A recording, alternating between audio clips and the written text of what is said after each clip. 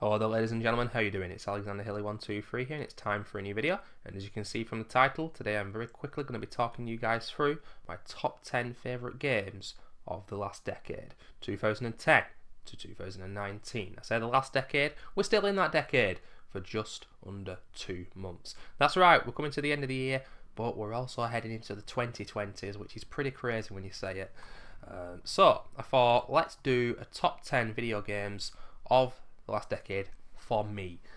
A lot of popular games aren't going to be here, guys, because I'm not a hardcore gamer. These are just the games that I've played in the last decade. Not all of them, but my favourites. So some of the most popular games of the last 10 years might not be in this list. Anyway, these are the honourable mentions. Walking Dead Season 1, 2012. Sniper Elite version 2, or V2, 2012. Alan Wake, 2010. Vanquish, 2010.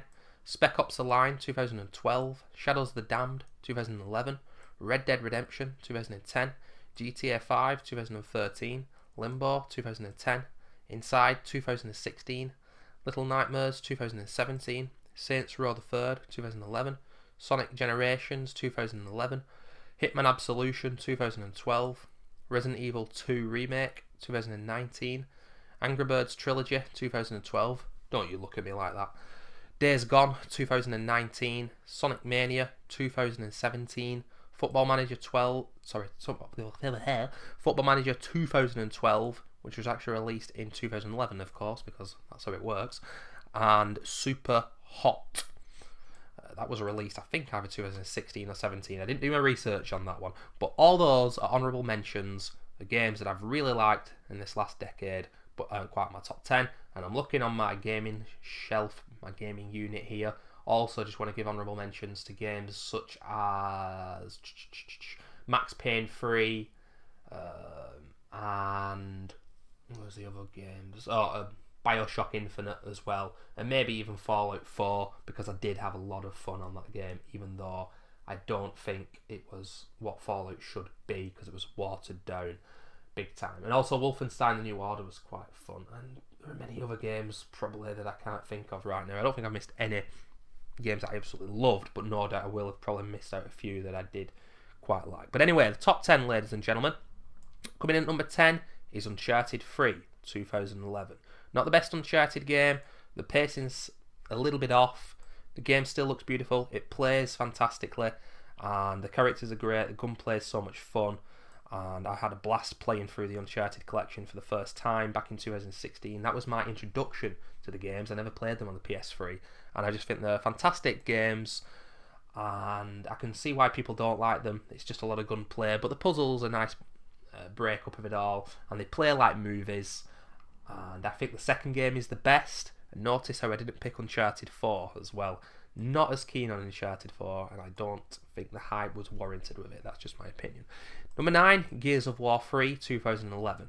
This is the peak of the Gears of War series. I also love the first game. Not as keen on the newer games, to be honest with you. Judgment and 4. Still not played 5. I'm going to wait until the price comes down until I play it, because I'm only interested in the campaign. But for me, Gears of War 3, best characters, best story, best gunplay, best moments, and I found it very memorable completing the game on hardcore back in 2015. I had an absolute blast. Gears of War 3, fantastic game. Number 8, ladies and gentlemen, God of War 2018, the reboot of the franchise, but I never played the old games on the PS2, PS3, but puzzles, exploration, graphics, story, gameplay, all really good, but the gameplay was so satisfying. So many things you could do with the axe and then his chains. I can't remember, the Chains of Chaos, are they called? Can't remember. But Atreus was so good. The head was so good, as Kratos called him, the Scottish guy. Head. And so many great things to say about the game. So many great locations. Definitely worth the hype. I absolutely loved it. And I'm really looking forward to what they do, because I'm sure they're going to release another game very similar to that game. Probably, possibly, to launch the PS5 might be a bit ambitious, but who knows, Sony could well do that. Number 7, ladies and gentlemen, Doom 2016, another franchise that was rebooted, and I had a great time playing Doom 2016. Not the biggest first-person shooter fan when the games are absolutely fast-paced as hell and crazy, but Doom is that game that started that whole thing off. Maybe Wolfenstein as well. But yeah, it's gory and dark and gritty and ultra-violent Doom in a ridiculous game world. But it still looks beautiful when it has to. Like, the bright colours in Doom are really good. And you get rewarded, just like God of War actually, even though they're totally different games, for searching out little hidden areas. And it's the kind of game where it's linear, but it's a big linear game. Not fully linear, but definitely not open world. And that's great level design that I really enjoyed in Doom. It was challenging, the upgrades were fun, and best of all, it was just so visceral, killing those enemies with the glory kills as well. Some great mechanics. Chainsaw, when you kill them, gets you ammo. Glory kills gives you health. Really good, and I'm looking forward to Doom Eternal. Coming up at number 6, ladies and gentlemen, Rocket League 2015. And Rocket League, in my opinion, this last decade has been one of the best things about gaming. I've absolutely loved it. The first year, two, it came out. I couldn't stop playing it. Not played it that much for the last 2 years. I've been playing so many other things. But I've got to get back to it. And it's just a perfect game to waste an hour or two on. The physics are absolutely fantastic. And there really is a learning curve to getting good and playing well with other people when you're playing a team-based game. 1v1, 2v2, 3v3, 4v4. There's the hockey, there's the hoops. There's the drop shot, there's the experiment levels. The game looks beautiful, sounds beautiful. Rocket League is one of the success stories of the last 10 years in gaming, and I absolutely bloody love it. They've gotten a little bit greedy in the last couple of years with microtransactions, and also it'd be interesting to see with the Xbox Scarlet and PS5 whether the consoles are just going to allow Rocket League to be played, or is it just going to be consigned to the PS4 and Xbox One? I am very interested. It's going to be really interesting in general, this next console race for the console scrubs like myself. Coming in at number 5, ladies and gentlemen, is an Xbox exclusive. An Xbox exclusive? Other than Gears of War? What is one of those? Well, I say Xbox exclusive, of course. It's on the PS3. It's on the PC as well, but not the PlayStation. And it is Cuphead, released in 2017. An absolutely ridiculously balls hard platformer where the bosses are absolutely genius. So much fun to play, very difficult. All bosses have got many different phases. There's run and gun levels as well, and they're not for just no reason. You get coins in those levels which you can use to buy new guns and upgrades, and believe me, you will need them to survive. Cuphead is one of the hardest games of all time, without a shadow of a doubt. Grim Matchstick and the Devil, not last two bosses. I mean, the Devil was the last boss, but I can't remember how far into the game the Devil was, but sorry, the Dragon was. But I spent about 3 or 4 hours on that boss, and you will too, most probably, because it's just so hard to remember why you took damage, and it's very difficult. And there are moments of the game being unfair, but at the same time, you can defend yourself, and you know that the game is so good that it is fair when all is said and done. You don't want to admit it, but it's fair, and it's rage-inducing, but it's legendary. And when you complete Cuphead, when I completed Cuphead, I knew I'd had an experience that was going to last me for a long, long time. And it's so good when you have that, when you play a game and it's like, okay, I enjoyed that, I might play it again. But with Cuphead, it was like, that's going to stay with me. The audio and music is absolutely beautiful, and it's just great. You know, I played it single player, but you can play it 2-player as well. And it's going to be interesting to see the DLC, which has taken a heck of a long time to come out now. It's been over 2 years. What are they doing? I don't know. But anyway, number 4, ladies and gentlemen, Crash Bandicoot Insane Trilogy 2016. Thought about not allowing this in the list because it's a remaster, but you know what? I had such a good time with it. I'm going to put it in the list. I played it on the PS4, and then a year or so later when it came on the Xbox One, I purchased it on the Xbox One as well. It's just such a faithful remake of those games, and when you play them back to back, you can see the little nuanced differences between the games. Crash 1 is the hardest. He's only got the spin dash, not much else. Levels are insanely hard. Crash 2, he's got a few new moves. Levels are a bit varied. They had a bit of an obsession and fetish with snow levels for some reason. And then Crash 3, easily the easiest of the games, but also the most varied. I'd say Crash 3 is my favourite, but I also love 1. I like them all, and I've got to say, why can't they now make a new Crash game? Maybe Naughty Dog could do it again, you know? Develop a new Crash game now that the Uncharted series is dead after The Last of Us 2 comes out. Maybe, just maybe, Crash could come back with a brand new game. Would be cool. But yeah, Insane Trilogy, if you've not played it and you love the old Crash games, overall you should enjoy it. There was a little bit of an issue with the first game. Crash's jump was not as high as it should have been, and it will get you killed sometimes. But it's a faithful remastering. And I just spoke about The Last of Us, ladies and gentlemen, and that's number 3, The Last of Us 2013. And I played the remastered version of The Last of Us back in 2016 when I got my PS4, and I am so glad that that was my first experience of the game, because in 60 FPS and with those enhanced graphics, it plays absolutely beautifully. And do I think The Last of Us is overrated by its fan base? Probably so, but yet and still, there's an incredible story within that game, and the game world feels so real, and I love the balance of the hunters, the human enemies, and all the zombie-like enemies you fight. It's a very, very well done balance. It's a fun, fair game. It's challenging and difficult, and the lack of resources and the harder difficulties are insane. Like a grounded difficulty. If you want a proper hard, challenging survival experience, Grounded is great.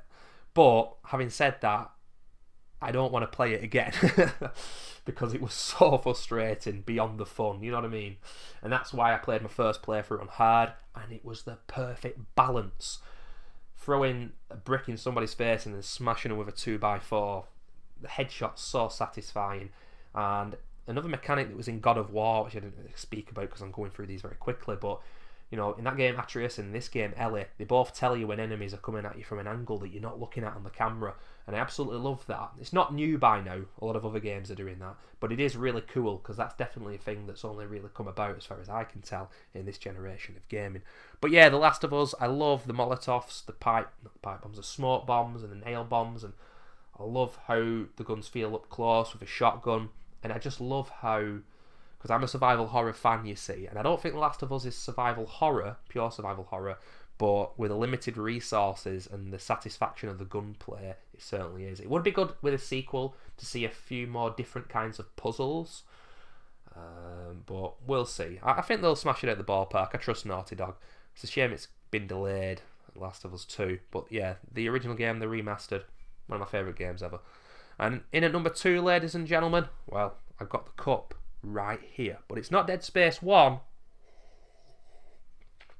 it's Dead Space 2, released in 2011, the third game on the list, released in 2011, funnily enough. And for me, this is near perfection in linear survival horror gameplay in games. I find this to be a near perfect game, and it's one of my favourite games of all time. Like I say, I think the pacing's just spot on. Ellie is a great character to Isaac. Gunnar Wright, who voiced Isaac, did a great job. Tideman is a great bad guy. Great new enemies like the Stalkers and the Pukers and the Pack, the little kiddies, and the babies that explode, the Exploders. Oh no, I don't know what they called those, because there are obviously the suicide bombers, the Exploders with the orange sack who make those weird noises.